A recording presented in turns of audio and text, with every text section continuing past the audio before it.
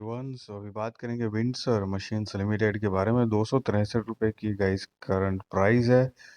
2287 करोड़ का market cap है। Face value 2 की है। पीयर कंपैरिजन में industrial capital goods, industrial manufacturing, ये सब में इंडस्ट्री में कंपनी का बिजनेस इन्वॉल्व है, जिसके अंदर हनीवेल ऑटोमेशन जो है सेक्टर लीडर है। और यहाँ पर 8वें नंबर पर विंडसर मशीन दिया गया है guys. Quarter on quarter financial दिसंबर 2025 में 135 करोड़ का सेल जनरेट किया है, जो पिछले क्वार्टर के हिसाब से कम है थोड़ा सा। सब कुछ काट कूट कर net profit 3 crore 89 lakh negative है, लेकिन मतलब कंपनी ने लॉस बुक करी है, जो पिछले क्वार्टर के हिसाब से काफ़ी कम कम क्या लॉस में हो गई है। पिछले क्वार्टर में कंपनी प्रॉफिट में थी 4 करोड़ के आसपास। Anyways year on year basis पर देखें तो 507 करोड़ का सेल जनरेट किया है ट्रेलिंग 12 मंथ्स में, जो पिछले साल के हिसाब से बढ़ा हुआ है।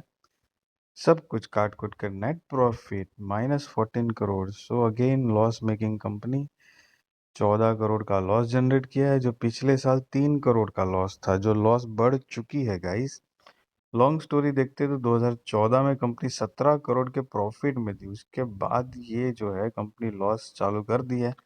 एंड ऑलमोस्ट ये जितने 10-11 साल है, कुछ खास इतना नेट प्रॉफिट नहीं जनरेट कर पा रही है। वो भी मतलब लॉस प्रॉफिट छोटा मोटा ऐसे चल रहा है कंपनी का। So kind of a struggle. सितंबर 2025 के हिसाब से 711 करोड़ का रिजर्व्स है। लॉन्ग टर्म बोरोइंग जो है वो I mean 5 crore 83 lakh. Short term borrowing 9 crore 95 lakh. Lease liabilities 2 crore के आसपास। Total asset 1012 crore. प्रमोटर्स की होल्डिंग दिसंबर 2025 के according 46.18%। F I I 1.03, D I S 2.56, public 50.22% है गाइस।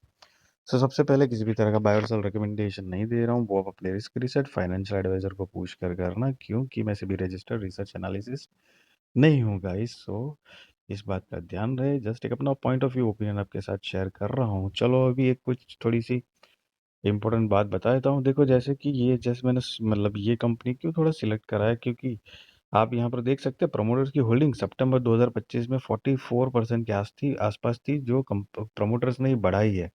कई बार कैसा होता होगा कि कुछ लोगों के वीडियोस या आप देखते होंगे तो वो ऐसे बताते होंगे कि देखो, प्रमोटर ने खुद ही क्या कहते हैं माल खरीदा है अपनी कंपनी में, this and that. But overall अगर देखते हैं तो हमने ये देखा कि भाई कंपनी में वीकनेस है। सेल तो थोड़ा मोटा है, नेट प्रॉफिट लेकिन गड़बड़ी है, साथ में स्मॉल कैप है, छोटी मोटी बोरोइंग्स भी है।